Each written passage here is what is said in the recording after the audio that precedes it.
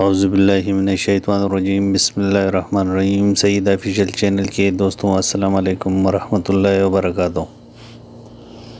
دوستوں، اگر آپ چاہو تو ہمارے چینل کو سبسکرائب کر سکتے ہو۔ ہم چاہتے ہیں کہ ہمارے نئے آنے والی آڈیو اور ویڈیو آپ لوگوں کو بآسانی مل سکے اور آپ لوگ بھی تاریخ اسلام سے مستفید ہو سکے۔ رومیوں کے سالار انتھینوس نے غلط نہیں کہا تھا کہ مسلمان تھک چکے ہیں، لیکن مسلمانوں کے امیر المومنین سپہ سالار اور دیگر سالار دماغی طور پر زندہ و بیدار اور تر و تازہ تھے۔ وہ دشمن کی طرف سے بے خبر ہو کر آرام کرنے بیٹھ نہیں گئے تھے یا مال غنیمت لوٹنے میں نہیں لگے تھے۔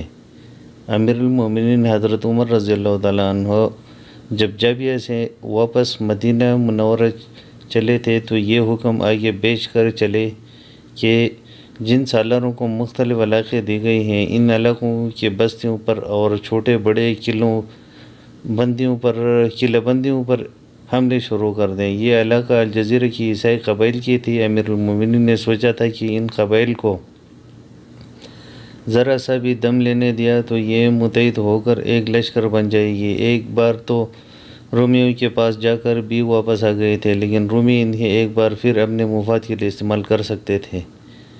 یہ تمام قبائل مسلمانوں نے فتح کر لی تھی، لیکن کچھ چھوٹے بڑے ٹیلے اور بستیاں ایسی تھیں جہاں مجاہدین کی نفری بہت ہی کم تھی۔ وہ اس لیے کہ ابھی زیادہ سے زیادہ نفری کی ضرورت حمص کے میدان جنگ میں تھی۔ اس کا نتیجہ یہ ہوا کہ بعض علاقوں میں عیسائی قبائل نے بغاوت کر دیا اور مسلمانوں کا قبضہ تسلیم کرنے سے انکار کر دیا۔ پہلی بغاوت کی اطلاع ایک قلعہ بند شہر رقہ سے آئی۔ وہاں مجاہدین کی نفری بہت ہی تھوڑی تھی، زیادہ نفری کی ضرورت ہی محسوس نہیں کی گئی تھی۔ یہ مجاہدین دراصل انتظامیہ کے اہلکار تھے، جنہیں وہاں جزیہ اور دیگر مواصلات وصول کرنے کے لیے رکھا گیا تھا۔ وہاں کے لوگوں نے جزیہ اور مواصلات دینے سے انکار کر دیا اور ان مسلمان اہلکاروں کو ایک جگہ بند کر کے بے بس کر دیا۔ معلوم نہیں وہ کوئی مجاہد تھا جو کسی طرح ان عیسائیوں سے بچ کر نکل آیا یا ان چند ایک عیسائیوں میں سے کوئی تھا جسے ان مسلمانوں نے اپنا جاسوس بنا لیا تھا۔ ان میں سے کسی نے وہاں سے نکل کر پیچھے اطلاع دی کہ رقہ میں بغاوت ہو گئی ہے۔ یہ علاقہ ایک سالار سہیل بن عدی کے ذمہ داری میں تھا۔ انہیں اطلاع ملی تو اپنے لشکر کے ساتھ فوراً رقہ کی طرف کوچ کر گئے۔ رقہ پہنچے تو دیکھا کہ یہ تو اچھا خاصا مضبوط قلعہ ہے جس کے تمام دروازے بند ہو چکے ہیں۔ عیسائی دیواروں کے اوپر کھڑے ہوئے مسلمانوں کو للکار رہے تھے۔ ان کے پاس کمان تھے جن میں تیر ڈال کر وہ دفاع کے لیے تیار تھے۔ بعض کے ہاتھوں میں پھینکنے والی چھوٹی بڑی برچی تھی۔ قلعے کا دفاع مضبوط نظر آ رہا تھا۔ سالار سہیل بن عدی نے اعلان کروایا کہ فوراً ہتھیار ڈال دو اور قلعے کے دروازے کھول دو۔ اگر ہم نے لڑ کے قلعہ فتح کیا تو سب کو غلام بنا کر عرب بھیج دیا جائے گا۔ اس اعلان میں یہ بھی کہا گیا کہ جنہوں نے ہرقل سے طاقتور شاہی فوج کو مار بھگایا، ان کے سامنے تم لوگ ایک دن بھی نہیں ٹھہر سکو گے۔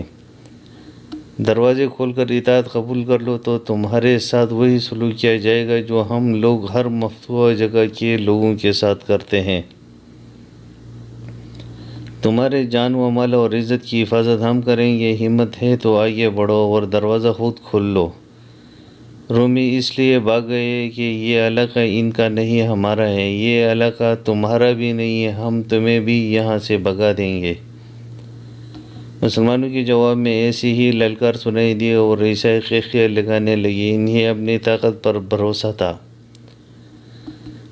معلوم ہوا کہ 3-4 قبیلے اس قلعے میں اکٹھا ہو گئے تھے۔ انہیں معلوم نہیں تھا کہ قلعے کو کوئی فوج ہی بچا سکتے ہیں، جیسے قلعہ بند ہو کر لڑنے کی تربیت دی گئی ہو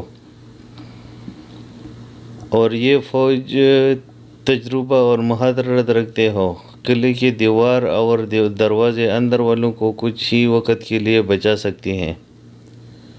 سالار سہیل بن عدی نے اپنے تیر اندازوں کو آگے کیا اور دیوار کے تھوڑی سی حصے پر بڑی تیز تیر اندازی کا حکم دیا۔ تیر اندازوں نے تیروں کی بجاڑ پھینکنے شروع کر دی، لیکن دیوار کے اوپر والے تیر اندازوں نے جب تیر پھینکی تو ان کے سامنے ٹھہرنا محال ہو گیا۔ تیروں کے ساتھ برچیاں بھی آنے لگی۔ یہ کم عقل اور اناڑی ہے، سالار سہیل بن عدی نے کہا۔ برچیاں ضائع کر رہے ہیں، یہ برچیاں اکٹھے کر لو، یہ ہمارے کام آئیں گے۔ ان تیروں کے سائے میں سالار سہیل نے اپنے کچھ جانبازوں کو پہلو کے ایک دروازے کی طرف اس مقصد کے لیے دوڑایا کہ وہ دروازہ توڑ دیں۔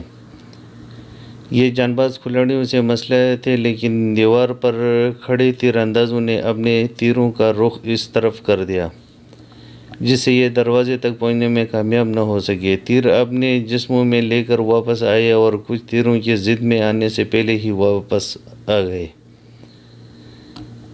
سالار سہیل بن عدی نے قلعے کا ایک چکر لگایا۔ وہ اب دیکھ رہے تھے کہ دیوار کہیں سے کمزور نظر آئے تو دیوار توڑے جائے۔ مجاہدین نے کہا کہ دیوار مضبوط ہی صحیح، وہ کسی نہ کسی جگہ سے اسے توڑ لیں گے۔ قلعے توڑنے اور سر کرنے میں مسلمان خصوصی مہارت رکھتے تھے۔ تاریخ بتاتے ہیں کہ اس مہارت کی اصل حقیقت یہ تھی کہ مسلمانوں میں جذبہ تھا، ان کا لڑنے کا اصول یہ تھا، فتح یا شہادت۔ یہ تفصیلات خاصی طویل ہیں کہ سالار سہیل بن عدی نے قلعہ توڑنے کے لیے کیسے اقدامات کیے اور مجاہدین نے کس طرح جان ہتھیلی پر رکھ کر ہر اقدام کامیاب کرنے کی کوشش کی۔ کوشش تو کوئی بھی کامیاب نہ ہوئی، لیکن دشمن پر داغ بیٹھ گئی اور دیوار کے اندر کے لوگوں پر خوف و ہراس طاری ہونے لگے۔ تاریخ نویس ابن کثیر اور بلازری لکھتے ہیں کہ ابھی 7-8 دن ہی گزرے ہوں گے کہ قلعے کے اندر سے اعلان ہوا کہ وہ لوگ صلح کرنا چاہتے ہیں، اس لیے لڑائی ملتوی کی جائے اور جو جہاں ہے وہیں رہے۔ سالار سہیل بن عدی نے کہا۔ عارضی طور پر جنگ بندی کر دی۔ ان دونوں تاریخ نویسوں نے اس جنگ بندی کا پس منظر یوں بیان کیا ہے کہ جب ان عیسائی قبیلوں نے دیکھا کہ مسلمان غیر معمولی تابڑ توڑ حملے کر رہے ہیں تو وہ جان گئے کہ یہ قلعہ سر کر کے ہی رہیں گے اور پھر ان کے کوئی شرط قبول نہیں کریں گے۔ قبائل کے سرداروں نے سر جوڑ دیا اور ایک مامر دانشور نے انہیں صحیح صورتحال سے آگاہ کیا اور کہا کہ اس پر غور کریں۔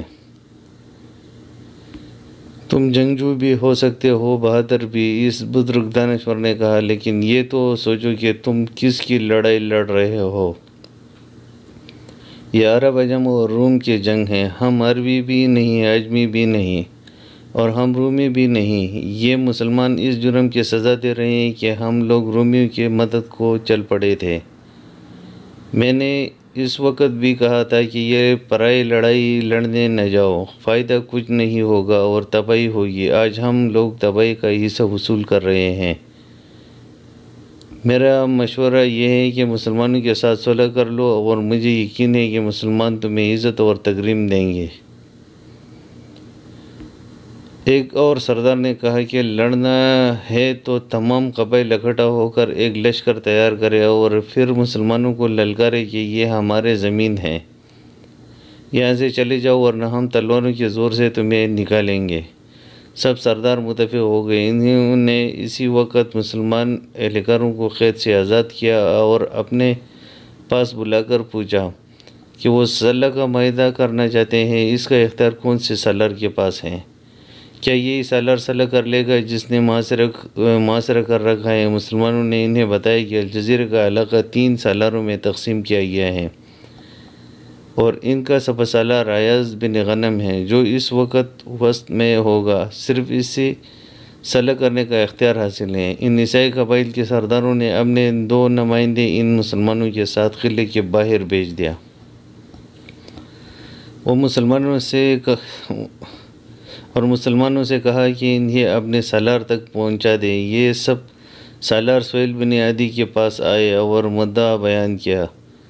سالار سہیل نے انہیں وسط بھیج دیا اور سپہ سالار ایاز بن غنم نے صلح کی شرائط تسلیم کر کے سہیل بن عدی کو صلح کی اجازت دے دی۔ اس طرح یہ معاہدہ اٹھا لیا گیا اور قلعے میں جو قبیلے موجود تھے انہوں نے مسلمانوں کی اطاعت قبول کر لی اور جزیہ بھی ادا کرنے لگے۔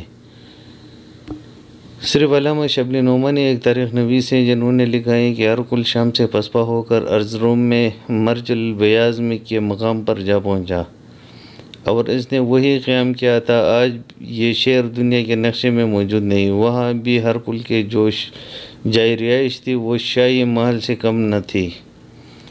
شاہی لوازمات بھی موجود تھی، شراب بھی تھی اور شراب پلانے والی بھی تھی، اور حسین و جمیل کنیزیں حاضری میں موجود رہنے والی بھی تھی۔ عورتوں کا حرم بھی ساتھ تھا جس میں یہ پتہ نہیں چلتا تھا یہ بیوی کون اور داشتہ کون ہے۔ ہرقل اپنے خاص کمرے میں سر جھکائے ہوئے ٹہل رہا تھا، اس کے چہرے پر تذبذب اور احتجاج تھا۔ قسطنطین الگ بیٹا اسے دیکھ رہا تھا، اس کی تو جیسے جرات ہی نہیں ہو رہی تھی کہ باپ کے ساتھ کوئی بات کرے۔ وہ باپ کی جذباتی کیفیت اور مزاج کے اتاب سے واقف تھا۔ ہرقل ٹھہلتے ٹھہلتے رک گیا اور اس نے اپنے بیٹے کی طرف دیکھا۔ صرف انتھینوس ہی غدار نہیں تھا، ہرقل نے کہا، میرے اپنی بیوی لیزا اور بیٹا یوکلس بھی مجھے دھوکہ دے گئے۔ وہ یقیناً اکٹھے گئے ہیں۔ میرا خیال ہے کہ لیزا کو پتہ چل گیا تھا کہ ہم اس کے بیٹے کو قتل کروا رہے ہیں۔ محترم باپ، قسطنطین نے کہا، میں انہیں غدار ہی کہوں گا۔ میں پوری فوج کو غدار کہتا ہوں۔ ہرقل نے کہا، میں نے ابھی کوئی ایسا فیصلہ کیا تو نہیں، لیکن ہو سکتا ہے کہ میں کسی وقت یہ فیصلہ دے دوں کہ جو کمانڈر بچ کر نکل آئے ہیں انہیں قتل کر دیا جائے۔ ان بدبختوں نے اپنے اوپر مسلمانوں کی دہشت طاری کر لی ہے۔ میں اب نئی فوج بناؤں گا اور بہت جلد واپس آ کر شام پر حملہ کروں گا۔ ہرقل کوئی ایسا معمولی نام نہیں تھا جو تاریخ سے مٹ جائے۔ آنے والے نسلیں ہرقل کو ایک آسمانی طاقت کے طور پر یاد رکھیں گے۔ اتنے میں دربان نے آ کر اطلاع دی کہ جنرل انتھینوس کی بیوی اپنے 2 بچوں کے ساتھ آئی ہیں اور وہ شاہ ہرقل سے ملنا چاہتے ہیں۔ قسطنطین چونک کر اٹھ کھڑا ہوا اور اس نے ہرقل کی طرف دیکھا کہ وہ اس عورت کو اندر آنے کی اجازت دیتا ہے یا نہیں۔ ہرقل کچھ دیر سر جھکائے سوچتا رہا، پھر اس نے سر سے ہلکا سا اشارہ کیا کہ اسے اندر بھیج دو۔ حیثیت کے لحاظ سے وہ کوئی عام سی حیثیت کی عورت نہیں تھی، ایک نامور جرنیل کی بیوی تھی۔ وہ ہرقل کے سامنے آئے تو ہرقل نے اس سے پوچھا کہ وہ کیوں آئے ہیں، اور پھر پوچھا کہ اسے معلوم ہے یا نہیں کہ اس کا خاوند کہاں ہے۔ یہی تو میں شہنشاہ معظم سے پوچھنے آئی ہوں، اس عورت نے کہا۔ میں پوچھ کر یقین کر چکی ہوں کہ انتھینوس مارا گیا تھا یا زخمی ہو گیا تھا، لیکن ہر کسی سے یہی جواب ملا کہ وہ زخمی بھی نہیں ہوا اور مارا بھی نہیں گیا۔ وہ جنگ ختم ہونے سے پہلے ہی کہیں بھاگ گیا تھا۔ ہرقل نے کہا، اگر وہ مجھے مل جاتا تو تمہیں اس کی لاش مل جاتی، لیکن وہ لاپتہ ہے۔ تم میرے پاس کیا لینے آئے ہو؟ پناہ اور سہارا۔ انتھینوس جنرل کی بیوی نے کہا، میرے ان معصوم بچوں کو دیکھیں، ان کا کوئی پرسان حال نہیں رہا، اس میں میرا کوئی قصور نہیں۔ ہرقل نے کہا، یہ اپنے باپ کی جرم کی سزا بھگت رہی ہیں۔ لیکن شہنشاہ معظم، اس عورت نے پوچھا، مجھے کس جرم کی سزا مل رہی ہے؟ میں نے تو اپنے خاوند سے یہ نہیں کہا تھا میرے خزانے سے کسی غدار کی بیوی اور اس کے بچوں کی پرورش نہیں ہو سکتی۔ ہرقل نے شاہانہ انداز سے کہا، جاؤ کسی اور سے شادی کر لو اور بچوں کو سہارا مل جائے گا۔ انتھینوس کی بیوی نے منت سماجت شروع کر دی کہ اسے یوں دھتکارا نہ جائے، اس کے خاوند کی آخر فوج میں اتنی زیادہ خدمت بھی تو ہے۔ اس پر رحم کرنے کے بجائے اسے ڈانٹ ٹپٹ شروع کر دی۔ ہرقل چپ ہوتا تو قسطنطین اسے انتھینوس کو برا بلا کرنے لگتا تھا۔ شہنشاہ معظم، انتھینوس کی بیوی نے کہا، اگر میرا خاوند غدار تھا تو کیا یہ میرے لیے یہ بہتر نہیں ہوگا کہ مجھے اور میرے بچوں کو سزا کے طور پر قتل کر دیا جائے؟ موت سے بہتر کوئی اور پناہ نہیں ہو سکتی۔ میں نے تم پر رحم کیا ہے، ہرقل نے کہا۔ رحم نہ کرتا تو میں تمہیں جلاد کے حوالے کر چکا ہوتا۔ اگر موت کی خواہش ہے تو خود ہی زہر پی لو اور ان بچوں کو بھی پلا دو، یہاں سے چلے جاؤ اور پھر کبھی میرے سامنے نہ آنا۔ انتھنوس کی بیوی کی آنکھوں میں آنسو تیر رہے تھے، وہ بھی مانگنے کے انداز سے بات کر رہی تھی۔ ہرکل کی بات سن کر اس کے مرجھائے ہوئے چہرے پر سرخی آ گئی اور آنکھوں میں جو آنسو تیر رہے تھے وہ آنکھوں نے ہی پی لی۔ اس کی گردن تن گئی۔ اے شاروم، اس عورت نے بالکل ہی بدلی ہوئی اور جاندار آواز میں کہا، اب مجھ سے سن لیں، میرا خاوند کہاں گیا ہے؟ آپ کی ملکہ لیزا اسے آپ نے ساتھ لے گئی ہیں۔ میں آپ کے بے رحم مہتاب سے واقف ہوں، لیکن مجھے اب کسی کا ڈر نہیں۔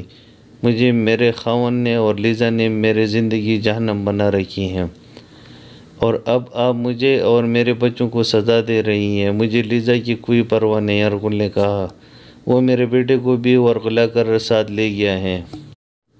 شہنشاہ روم، انتھنوس کی بیوی نے جرات مندانہ لہجے میں کہا، یوکلس آپ کا بیٹا تھا ہی نہیں، وہ میرے خاوند کا بیٹا ہے۔ اس سے پہلے کہ آپ کا عتاب مجھ پر نازل ہو کہ میں ملکہ پر جھوٹا الزام عائد کر رہی ہوں، مجھ سے حقیقت سن لیں۔ لیزا میرے گھر میں آ کر میرے خاوند کے ساتھ کئی بار تنہائی میں رہی ہے۔ وہ مجھے بڑے قیمتی تحفوں سے خوش رکھنے کی کوشش کرتے رہتی تھی، لیکن خاوند کی قیمت نہ تو کوئی بھی نہیں دے سکتا۔ میں نے جب اسے برا بھلا کہا کہ وہ میرے زندگی تباہ کر رہی ہیں، تو اس نے مجھے یہ دھمکی دی کہ وہ شاہ ہرکل کی بیوی ہیں اور مجھے قید خانے کی سب سے زیادہ غلیظ کوٹری میں بند کروا سکتی ہیں۔ جب یوکلس پیدا ہوا تو لیزا نے مجھ سے کہا تھا کہ اب تو وہ انتھنوس سے دور رہ ہی نہیں سکتی، کیونکہ اس نے انتھنوس کا بیٹا پیدا کیا ہے۔ وہ بتاتی تھی کہ آپ نے اسے جوانی میں ہی حرم میں پھینک دیا اور بھول گئے تھے کہ لیزا نام کی بھی آپ کی کوئی بیوی تھی۔ لیزا نے میرے خاوند کو اپنے جذبات کی تسکین کا ذریعہ بنا لیا تھا۔ ان کی یہ تعلقات ابھی تک چل رہی تھی۔ انتھنوس کی بیوی کو شاید یہ توقع ہوگی کہ ہرکل اس پر برس پڑے گا اور اسے دھکے دے کر محل سے نکال دے گا، لیکن عجیب بات یہ ہوئی کہ ہرکل پر خاموشی طاری ہو گئی اور وہ کچھ دیر اس عورت کو دیکھتا رہا۔ اسے یہ تو معلوم ہی ہوگا کہ بادشاہوں کے یہاں یہی کچھ ہوتا ہے، اور جن جوان سال عورتوں کو وہ حرم میں پھینک دیتے ہیں وہ انہیں بھول جاتے ہیں، وہ اپنے تسکین کا کوئی نہ کوئی خفیہ انتظام کر لیتے ہیں۔ ہرکل کے لیے یہ کوئی ایسا مسئلہ نہیں تھا کہ وہ شاید رد عمل کا اظہار کرتا۔ محل کی ایک عورت اگر کسی کے ساتھ بھاگ گئی تھی تو ہرکل کی نگاہ میں یہ کوئی نقصان نہیں تھا۔ اس وقت اس کے دماغ پر اتنی بڑی شکست سوار تھی کہ شام جیسا بڑا ملک اس کے ہاتھ سے نکل گیا تھا۔ قسطنطین، ہرکل نے کہا، اسے ابھی محل میں